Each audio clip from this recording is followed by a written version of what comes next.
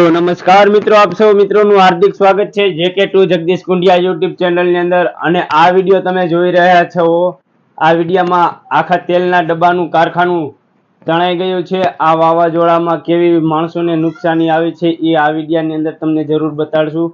અને આ ખેડૂને પણ જાજે ભાગ નુકસાની આવી છે। આ ગામડા વિસ્તારમાં આ તમે જોઈ શકો છો કે કેવો માહોલ જામી ગયો છે।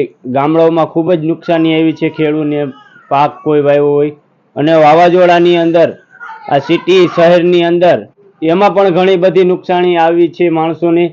કારણ કે આ તમે જોઈ રહ્યા છો આ દ્રશ્ય, એ ઘણા બધા લોકોના પતરા ઉડી ગયા, કોઈને લાગ્યું છે, કોઈને ઘણી બધી નુકસાની આવી છે। અને આવા ગામડા નાના નાના હોય એમાં પણ વધારે નુકસાની આવી છે।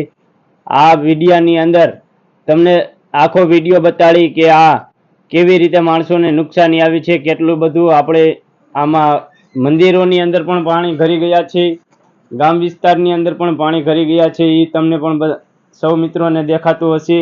અને એક ભાઈનું તો આખું કારખાનું 2 લાખ ડબ્બા તણાઈ ગયા, એ આ વિડિયો તમે જોઈ રહ્યા છો। 2 લાખ ડબ્બા, હા મિત્રો, 2 લાખ ડબ્બા તણાઈ ગયા છે। આખું કારખાનું આ ભાઈનું તણાઈ ગયું છે। એને તો મનમાં એમ જ સમજી લેવાનું કે મારી પેઢી ઉપડી ગઈ।